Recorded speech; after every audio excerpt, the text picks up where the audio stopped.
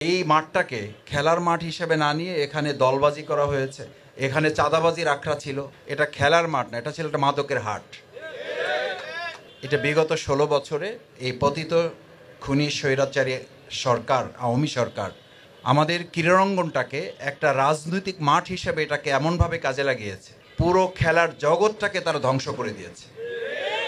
শুধু আমরা মাইকে শুনতাম খেলা হবে, শুধু খেলা হবের কথা শুনেছি, কিন্তু কোনো খেলা ছিল না। আবার আমাদের শিক্ষার্থী তরুণরা যখন রাস্তায় নেমেছে তখন আবার এই খেলোয়াড় কাউকেই খুঁজে পাওয়া যায় নাই। এই খেলোয়াড়দের এখন আর কোথাও খুঁজে পাওয়া যাচ্ছে না। ওই সমস্ত ডামি খেলোয়াড় এখন সরে গেছে, আসল খেলোয়াড়রা আমাদের মাঠ দখল করেছে। এই আসল খেলোয়াড়রাই বাংলাদেশ গড়ে তুলবে। উপস্থিত সুধীমণ্ডলী, আমার একান্ত প্রাণপ্রিয় খেলোয়াড় ভাইয়েরা, আসসালামু আলাইকুম রহমতুল্লাহি ওয়া বারাকাতুহু। আজকে এখানে যে আয়োজন করা হয়েছে, আমি আশা করি যুব উন্নয়ন সংস্থার এই আয়োজনের ধারাবাহিকতা ভবিষ্যতে অব্যাহত থাকবে ইনশাআল্লাহ।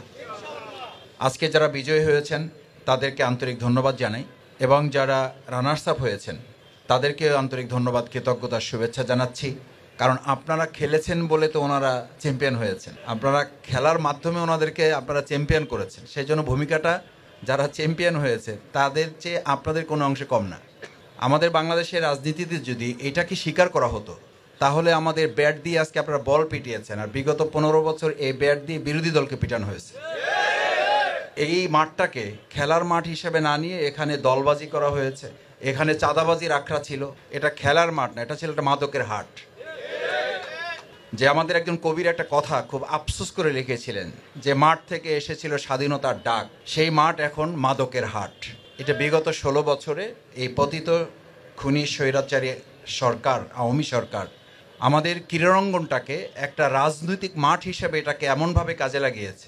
আমাদের দেশের সম্পদ ছিল, এটাকে তারা দলের সম্পদে পরিণত করে তাদেরকে ডামি ক্যান্ডিডেট করে ডামি এমপি বানিয়ে পুরো খেলার জগৎটাকে তারা ধ্বংস করে দিয়েছে।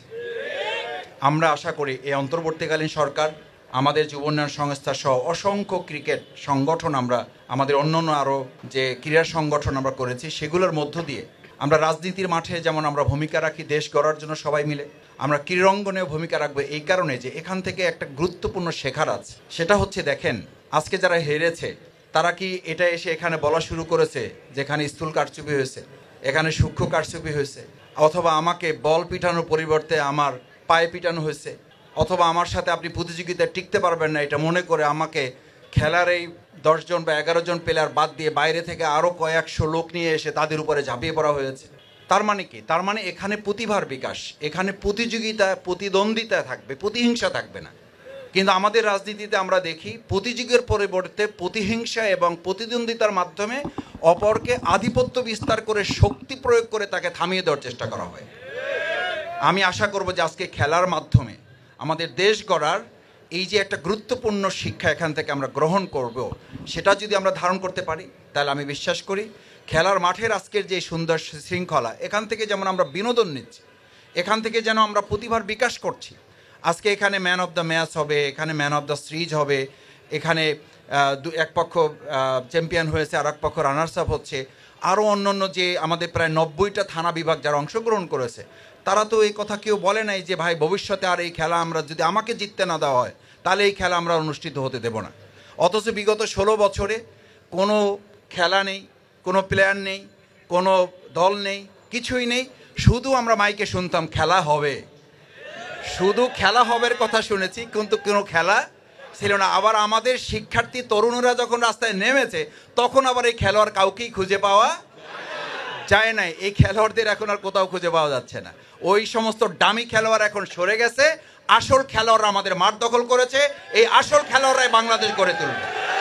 কারণ ওই ডামি খেলোয়াড়দের নেতারা যারা এই মাইকে এসে বলতো খেলা হবে, আমি শুনতাম যে তাদেরকে ধরে রাখার জন্য 2-3 জন ডানে বামে পিছে দাঁড় করে রাখতেন, নাহলে নিজেই পড়ে যেত। এই সমস্ত কৃত্রিম কথা বলে বাংলাদেশটাই একটা কৃত্রিম রাষ্ট্রে পরিণত করেছে, একটা অঙ্গরাজ্যে পরিণত করেছে, এটাকে একটা সেবাদাস রাষ্ট্রে পরিণত করেছে। আমরা ভবিষ্যতে আমাদের এই মাতৃভূমি বাংলাদেশকে মাথা উঁচু করে আজকে আপনারা যেমন শীত দ্বারা আপনাদের পা, আপনাদের প্রতিভা, আপনাদের শক্তি বিকশিত করে এখানে একটা বিনোদন এবং ঐক্য গড়ে তুলেছেন, টিম স্পিরিট তৈরি করেছেন। আমরা গোটা বাংলাদেশে 18 কোটি মানুষের মধ্যে জাতীয় ঐক্য, টিম স্পিরিট তৈরি করে আমরা ওরকম খেলা হবে চিৎকার করে না, বাস্তবিক গোটা পৃথিবীর মাঝে আমাদের বাংলাদেশকে আমরা মাথা উঁচু করে দাঁড় করাবো ইনশাআল্লাহ। সেইটা যদি আজকে এখান থেকে আমরা ধারণ করতে পারি, তাহলে এই খেলাই হবে যেটা আপনারা স্লোগান দিয়েছেন যে আমাদের এই ক্রিকেট, আমাদের এই খেলা, আমাদের এই সংস্কৃতি, এটা হবে রাষ্ট্র বিনির্মাণের একটা কাঠামো, এটা হবে একটা ভিত্তি। আসুন সেই প্রত্যাশা ব্যক্ত করে আবারও যারা খেলায় একদম শুরু থেকে এখন পর্যন্ত অংশগ্রহণ করে ধৈর্য ধরেছেন, প্রতিভা বিকাশ করেছেন, বিকশিত করতে অপরকে সাহস দিয়েছেন, উৎসাহিত অনুপ্রাণিত করেছেন, তাদের সবাইকে আন্তরিক ধন্যবাদ, কৃতজ্ঞতা। ভবিষ্যতে আপনাদের এই খেলা চলমান থাকবে। আমাদের শ্রদ্ধেয় প্রধান পৃষ্ঠপোষক জনাব নুরুল ইসলাম বুলবুল ভাইয়ের পক্ষ থেকে, আমাদের প্রিয় কামাল হোসেন ভাইয়ের পক্ষ থেকে, আমাদের শ্রদ্ধেয় সংগঠক যারা এখানে এসছেন, আমি আপনাদেরকে আশ্বস্ত করছি আপনারা যে কোনো উদ্যোগ গ্রহণ করবেন আমাদের এই যুব উন্নয়ন সংস্থার পক্ষ থেকে শ্রদ্ধেয় প্রধান পৃষ্ঠপোষক সব ধরনের সহযোগিতা আপনাদের নিয়ে আমরা অংশগ্রহণ করবো ইনশাআল্লাহ। সেই প্রত্যাশা ব্যক্ত করে আমার কথা শেষ করছি। আসসালামু আলাইকুম রহমতুল্লাহি ওয়া বারাকাতুহু।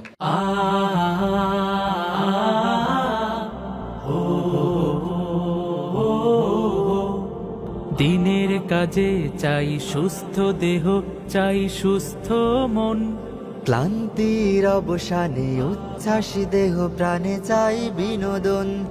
দিনের কাজে চাই সুস্থ দেহ, চাই সুস্থ মন, ক্লান্তির অবসানে উচ্ছ্বাসী দেহ প্রাণে চাই বিনোদন।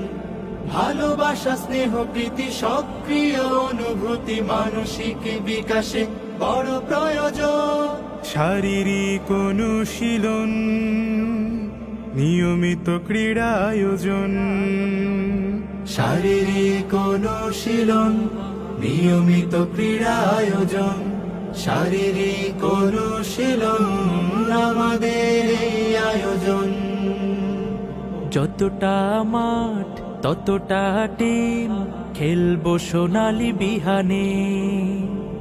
কাঁধে মিলে কাঁধ রাঙাবো প্রভাত, দাওয়াতি বাহারি গানে। যতটা মাঠ ততটা টিম, খেলবো সোনালি বিহানে।